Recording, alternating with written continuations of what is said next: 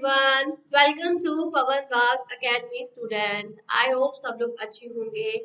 आप सभी लोगों को पता है क्लास 8 की क्लासेस साइंस के लिए हम लोगों ने स्टार्ट कर दी है बच्चों, जिसमें से ऑलरेडी मैं आप लोगों को 2 चैप्टर भी कंप्लीट करवा चुकी हूँ। एक फर्स्ट चैप्टर आप लोगों को करवा दिया है, फर्स्ट चैप्टर की एक्सरसाइज का सॉल्यूशन का सेशन भी आप लोगों को मैं करा चुकी हूँ।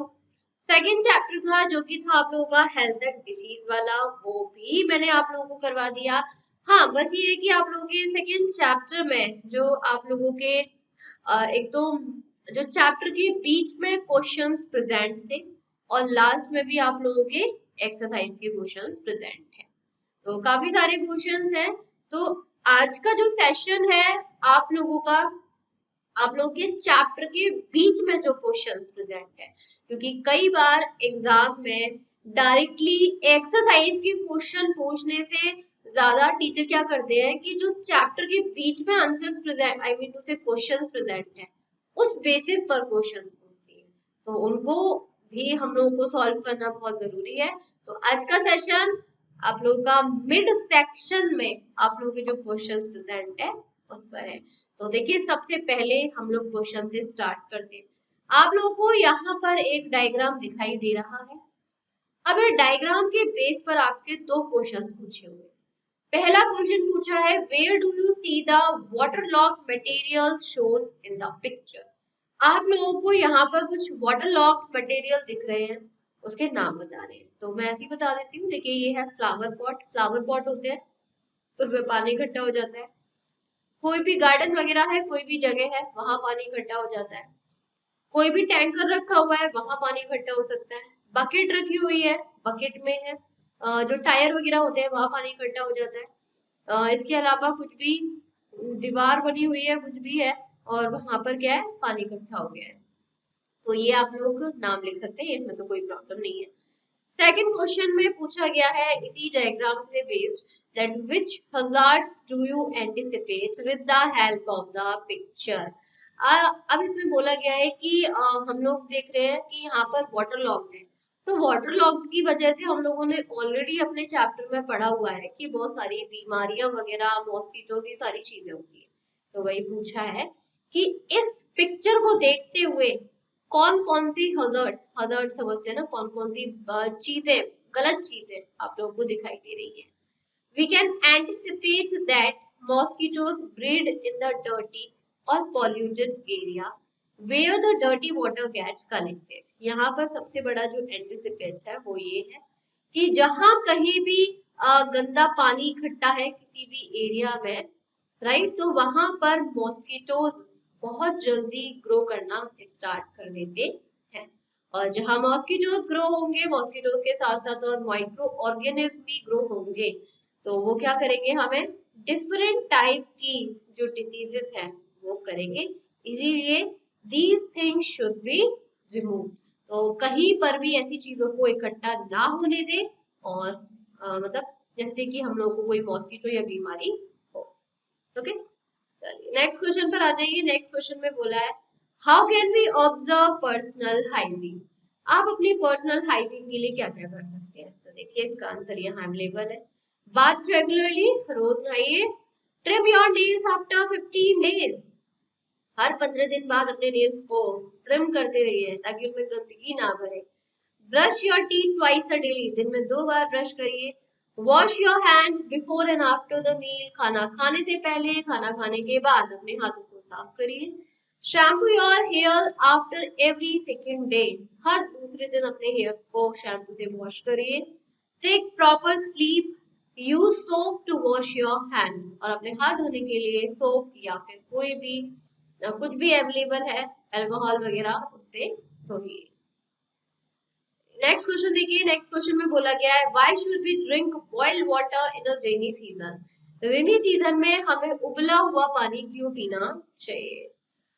देखिए, drinking boiled water gives many benefits during rainy season. Rainy season में बॉइल्ड वाटर पीने से काफी सारे बेनिफिट्स होते हैं, हमारा ही फायदा होता है। It help in removing congestion bye releasing fat from the respiratory system. सबसे पहली बात, हम लोगों के रेस्पिरेटरी सिस्टम से कोई भी माइक्रो ऑर्गेनिज्म प्रोड्यूस्ड हो रहे हैं जो प्रॉब्लम कर रहे हैं, पहली बात तो ये गर्म पानी पीने से, बॉइल्ड वाटर पीने से वो खत्म हो जाएंगे। अगर आपको कोई भी कोल्ड या कफ की प्रॉब्लम है तो उसमें आपको रिलीफ मिलेगा। It keeps the digestion good, enabling you to flush out harmful toxins. इसके अलावा आपके डाइजेशन बहुत अच्छा रहेगा और जितने भी टॉक्सिक सब्सटेंस जो खाने के साथ, एयर के साथ हमारे स्टोमक में गए और वो इजीली हमारी बॉडी से आउट हो जाएंगे और हमारी बॉडी क्या हो जाएगी, डिटॉक्स हो जाएगी। डिटॉक्स मतलब टॉक्सिन फ्री हो जाएगी। नेक्स्ट क्वेश्चन देखिए, थर्ड क्वेश्चन है, why the clean hand drive in run in school. Schools में क्या है, कहते हैं ना, खाना खाने से पहले, खाना खाने के बाद अपने हाथ धोइए, क्लीन हैंड ड्राइव। ये एक तरीके से प्रोग्राम है जो स्कूल्स में रन किया जाता है। Why? When our hands are dirty, जब हमारे हाथ गंदे होते हैं, they transmit a large number of bacteria inside our body। Obvious सी बात है, तो हाथ, गंदे हाथों में जितने भी बैक्टीरिया है हमारी बॉडी के अंदर जाएंगे खाने के साथ, and these bacteria are harmful and trigger several kinds of diseases। और इन्हीं बैक्टीरिया की वजह से हमें बहुत सारी बीमारियां हो सकती है। और बच्चों का जो इम्यून सिस्टम होता है वो काफी वीक होता है। एटलीस्ट 20 ईयर्स ऑफ एज तक बच्चों का इम्यून सिस्टम वीक रहता है। आफ्टर 20 ईयर्स ऑफ एज थोड़ा सा ठीक रहता है, थोड़ा सा स्ट्रॉन्ग होता है। And to save them from any kind of infection or disease, clean hand drives are run in the school। तो इन्हीं डिफरेंट टाइप के इन्फेक्शन से, बीमारी होने से बचाने के लिए स्कूल में क्लीन हैंड ड्राइव जो प्रोग्राम है वो रन किया जाता है। नेक्स्ट आ जाइए, फर्स्ट में पूछा गया है यहाँ पर, which measures are taken at your home to control the rats. घरों में चूहे आ जाते हैं, सभी के आ जाते हैं भाई, ओके। तो उन चूहों को कंट्रोल करने के लिए, क्योंकि वो भाई इधर उधर घूमते हैं, खाने पर भी आते हैं, तो बीमारी वगैरह, कीटाणु वगैरह सब कुछ इधर उधर फैलाते हैं। तो इन रैट्स को अपने कंट्रोल करने के लिए हम यहाँ पर कौन कौन से मेजर्स हैं जो यूज कर सकते हैं। यहाँ पर देखिए, सबसे पहले steps to control the rats, keep the home neat and clean, अपने घर को साफ सुथरा रखिए। Use rat killers and mouse trap, rat killers दवाइयां आती हैं, माउस ट्रैप आते हैं, उनका यूज करिए। Repair and fill all the holes which mouse uses for its movement, और अगर आपके घर में कोई भी होल, छेद, छेद में तो रहता है ना वो होल वगैरह है, तो उसको रिपेयर कर दीजिए, जिससे उन माउस का हमारे घर में अंदर आने का जो जरिया है वो खत्म हो जाए। नेक्स्ट क्वेश्चन देखिए, why it is necessary to care about health of domestic dogs, cats and birds. अब कहा गया है कि अगर हम लोगों के घरों में डॉग्स, कैट्स, बर्ड्स जो लोग पालते हैं तो उनकी केयर करना बहुत जरूरी है। Why? It is mandatory to care the health of domestic dogs, cats and birds because they are wild animals tamed by humans to be their best friend। देखिए, domestic dogs, cats, birds, domestic का मतलब क्या होता है, पालतू। लेकिन पालतू होने से पहले तो वो थे तो वाइल्ड, बाहर रहते थे, जंगल में रहे, सड़क पर रहे, कहीं भी रहे। अब इंसान ने क्या किया, इंसान अकेला रहने लगा, कोई बातचीत करने को नहीं, कोरोना में किसके पास जाए, तो उन्होंने एनिमल्स को डोमेस्टिकेट करना शुरू कर दिया ताकि वो अकेला फील ना करे। And we humans have an environment which is good enough for us, but pets are living in that environment which is completely different to animal environment। अब यहाँ पर क्या है, हम लोग जिस environment में रहते हैं ना ह्यूमंस, वो बड़ा ही साफ सुथरा होता है, एक अच्छा होता है। लेकिन जो एनिमल्स जिस environment से आए होते हैं वो एनवायरमेंट हमारे लिए थोड़ा सा खराब है और थोड़ा सा डिजीज वाला, इन्फेक्शन वाला है। तो उन एनिमल, जब वो एनिमल हमारे घर में आए तो हमारे घर में उनको साफ सफाई सब कुछ मिला, तो इसीलिए उनकी केयर करना भी बहुत जरूरी होता है ताकि उनसे कोई बीमारी हमें ना लगे। नेक्स्ट देखिए, third question, is there any relation between pigeon, stray animals and human health. क्या यहाँ पर पिजन और स्ट्रे एनिमल समझते हैं ना, जो सड़कों पर घूमते रहते हैं, और ह्यूमन हेल्थ के बीच में क्या कोई रिलेशन है? तो देख लेते हैं। Pigeon and stray animals are a major hazard to human health. जो पिजन और स्ट्रे एनिमल्स हैं, जो सड़क पर घूमते रहते हैं एनिमल्स, उनका हमारी हेल्थ से बड़ा ही हजार समझते हैं ना, बड़ी ही डेंजर है। Stray animals carry the risk of infection through their bite or the risk of transmission of small insect from their fur and skin onto humans। यहाँ पर क्या होता है कि जो स्ट्रे एनिमल्स होते हैं, स्ट्रे एनिमल्स इधर उधर घूमते रहते हैं, कहीं भी जाते हैं, कुछ भी खा पी लेते हैं, राइट, ऐसे ही होता है। तो उनके सोचिए उनकी बॉडी पर कितने सारे बैक्टीरिया वगैरह होंगे, और गलती से भी हमें कोई स्ट्रे एनिमल्स काट लेता है या फिर हम उसके पास चले जाते हैं तो हमें वो इन्फेक्शन होने के चांस रहते हैं। Same as it is pigeons के साथ है। पिजन कहाँ घूमता है, कहाँ कहाँ जाता है, क्या क्या खाता है, बस हमारे घर में आके कहीं भी बैठ जाता है कुछ भी, तो वो बैक्टीरिया भी हमारे घर में आ गए, हमें कोई भी इन्फेक्शन या डिसीज कर सकते हैं। It's a very deep relation between pigeons, stray animals and human. Next question देखिए, नेक्स्ट क्वेश्चन में फोर्थ क्वेश्चन है, what are the effects of red cockroaches on human health. कहा गया है कि हमारे घर में जो चूहे कॉकरोच रहते हैं उनका हमारी हेल्थ पर क्या असर पड़ता है। According to the World Health Organization WHO, भाई WHO के बारे में तो सब लोग जानते होंगे आप लोग। Cockroaches have been known to play a role as carriers of intestinal disease. आप लोगों को ये चीज तो पता ही होगी कि जो रैट और कॉकरोचेस हैं वो अपने साथ कितनी सारी बीमारियां लेके आते हैं। एड में भी देखा है ना, कॉकरोचेस हमारे घर में आते हैं, चूहे हमारे घर में आते हैं, तो बहुत सारी बीमारियां अपने साथ लाते हैं। Specially intestinal disease. Intestinal disease मतलब हमारी बॉडी में जो स्मॉल इंटेस्टाइन और लार्ज इंटेस्टाइन है ना, उसमें जो बीमारी हो जाती है intestinal disease. Dysentery like loose motion, diarrhoea, पानी की कमी हो जाना, कोलेरा है, टाइफाइड फीवर है, ये सारी की सारी बीमारियां हम लोगों को कॉकरोचेस और रैट से होती है, because they are the carrier. Carrier मतलब बीमारी को लेके चलते हैं। नेक्स्ट क्वेश्चन पे आ जाइए, why the animal cages and their living places should not be near the kitchen. जो एनिमल के पिंजरे होते हैं, राइट तो वो कभी भी हमारे किचन के पास नहीं होने चाहिए। The animal cages must be placed far away from the kitchen because they may cause havoc during cooking। यहाँ पर यहाँ पर हमें कोई भी बीमारी कर सकते हैं खाना पकाते time. The parasites from their skin, क्योंकि हम लोग के जो एनिमल्स होते हैं, एनिमल्स की बॉडी पर बहुत सारे बैक्टीरिया, वायरस, फंगस, एलगी, पता नहीं कौन कौन से उनकी स्किन पर, हेयर पर, राइट, और जिस केज में वो बंद है उस केज के पूरे पिंजरे पर इतने सारे बैक्टीरिया, वायरस चिपके रहते हैं। और they may fall into the food items prepared in the kitchen। और हो सकता है कि अगर वो पिंजरा किचन के पास है तो वो सारे बैक्टीरिया, वायरस जो भी उसके स्किन, हेयर पे चिपके हुए हैं वो हमारे फूड आइटम में गिर जाए, एंटर हो जाए, कुछ भी हो जाए, जिसकी वजह से जो हमारा फूड है वो हो जाएगा पॉइजन, मतलब जहरीला, एंड फिर वही हम खाएंगे जिसकी वजह से हम हो जाएंगे बीमार। तो इसीलिए हमेशा किचन से दूर रखना चाहिए एनिमल के केजेस को। नेक्स्ट क्वेश्चन देखिए, depending upon which symptoms rabies can be identified. Rabies के सिम्टम्स पूछे हैं, सिंपल यहाँ पे देख लेते हैं।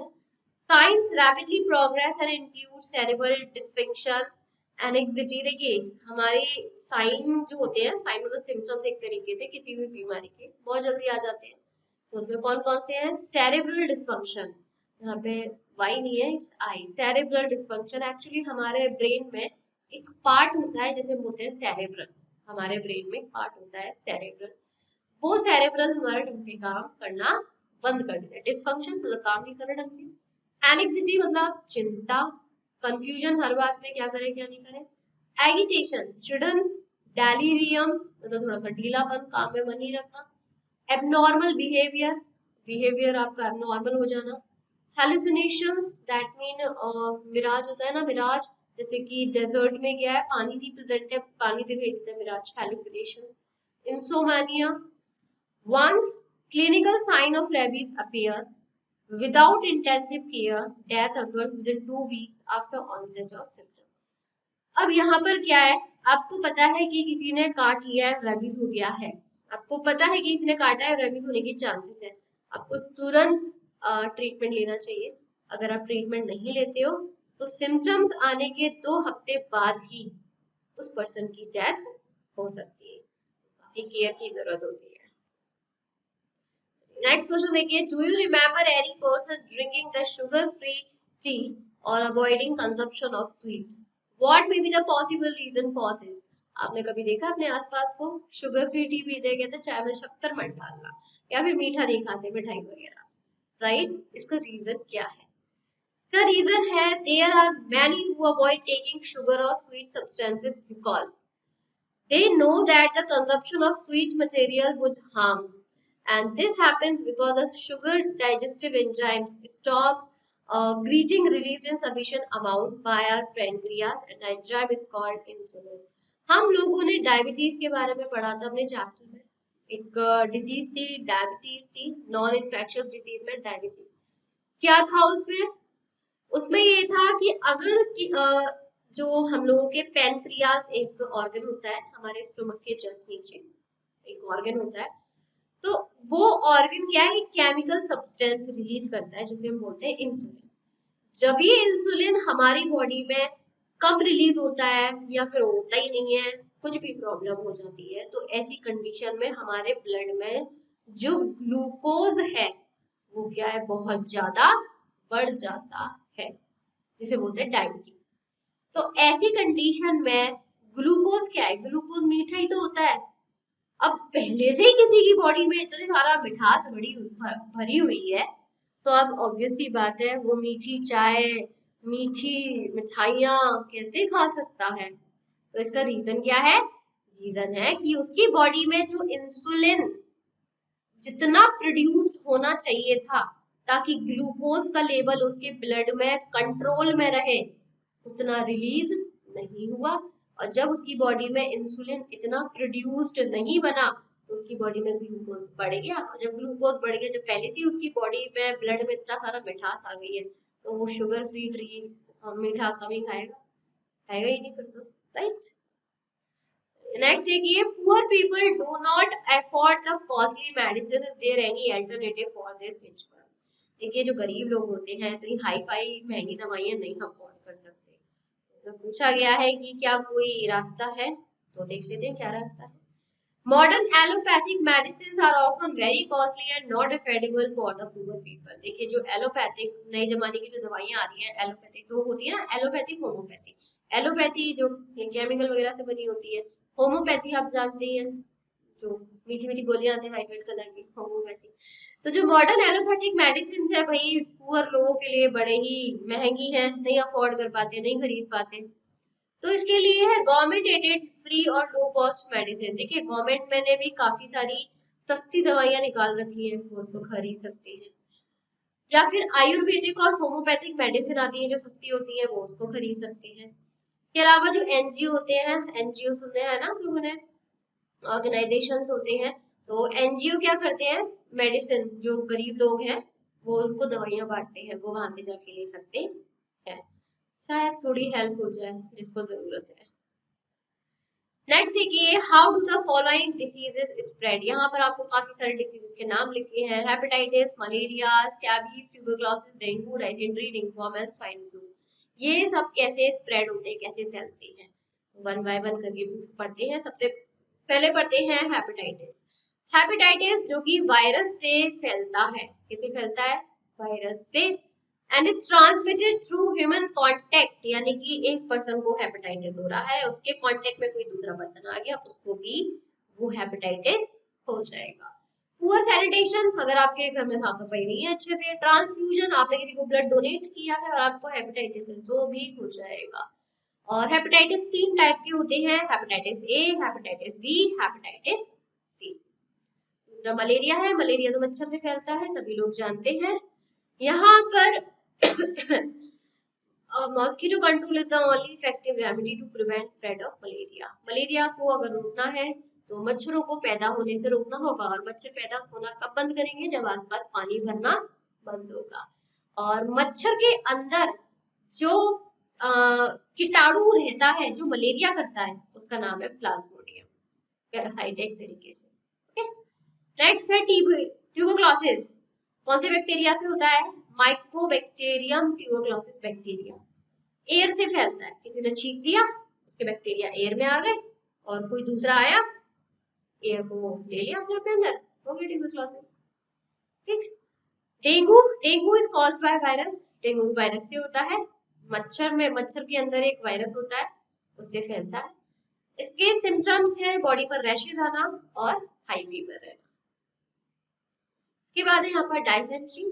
डायसेंट्री भी हम लोगों का इंटेस्टाइन का इन्फेक्शन है। हमारी बॉडी में जो लार्ज इंटेस्टाइन और स्मॉल इंटेस्टाइन है ना, उसमें इन्फेक्शन हो जाता है जब हम लोगों को हम लोग गलत खराब खाना और पानी पी लेते हैं। एक होता है रिंग वॉर्म, रिंग वॉर्म हम लोगों का फंगस से होता है, फंगस से। ठीक। स्किन पर ना ऐसे ऐसे इस तरीके से रिंग शेप में क्या हो जाते हैं, रैशेस हो जाते हैं। राइट। इसके लिए आपने दवाई भी सुनी होगी, टीवी में बड़ा ऐड आता है, रिंग गार्ड लगाइए, रिंग गार्ड लगाइए, इसी के लिए तो होता है। और अगर किसी को रिंग वॉर्म है और हम उसके कांटेक्ट में आ गए तो हमें भी हो जाता है। के बाद है swine flu. Swine flu is respiratory infection, ये लंग्स में होता है। स्वाइन रेस्पिरेटरी मतलब लंग्स में होता है। एक तरीके से फ्लू है, कहते हैं ना फ्लू हो गया, फ्लू हो गया। किससे होता है? पिग, सुअर से। इसका नाम स्वाइन फ्लू है, पिग की वजह से। And the common subtype is H1N1, H1N1। वैसे तो हम लोग स्वाइन फ्लू बोल देते हैं, लेकिन सिंपल इसको हम लोग दूसरे H1N1 भी लिख सकते हैं। ओके, चलिए नेक्स्ट क्वेश्चन देखते हैं। नेक्स्ट क्वेश्चन है what do mean by pathogen and what do mean by infectious disease. आप लोग पैथोजेंस का मतलब क्या समझते हैं और इन्फेक्शन का भी मतलब क्या है? Infectious diseases are caused by pathogens. Infection तो मैंने बताया था, जो एक पर्सन से दूसरे पर्सन में फैल जाए। और पैथोजन का मतलब होता है micro organism. What is the meaning of pathogen? Micro organism, जिसमें हम लोगों के bacteria, fungi, protozoa, worms, viruses, right, और काफी सारे प्रोटीन जिसे प्रायोन्स बोलते हैं, ये सब आ जाते हैं। Pathogens of all classes must have mechanism for entering their host and for evading immediate destruction by the host immune system. Pathogens यानी कि माइक्रो ऑर्गेनिज्म की बॉडी के अंदर एक स्पेशल टाइप का मशीन होता है, मैकेनिज्म मतलब मशीन होता है, जो वो दूसरे की बॉडी में एंटर हो जाता है और उसके इम्यून सिस्टम को खराब करना स्टार्ट कर देता है। And the most bacteria are not pathogenic, और जरूरी नहीं है कि सारे बैक्टीरिया पैथोजेनिक हो। पैथोजेनिक मतलब बीमारी फैलाने वाले, कुछ बैक्टीरिया नहीं होते हैं, जरूरी नहीं है सारे बैक्टीरिया हो। ओके, और देख लेते हैं, और तो क्वेश्चन नहीं बचे, अब नहीं है। ये आप लोगों के वो क्वेश्चन थे जो आपके चैप्टर के बीच में फंसे। अब हम लोग आप लोगों का आज नहीं स्टार्ट कराएंगे, अब आप लोगों का जो नेक्स्ट सेशन होगा उसमें मैं स्टार्ट कराऊंगी आप लोगों का जो आप लोगों के एक्सरसाइज के क्वेश्चन।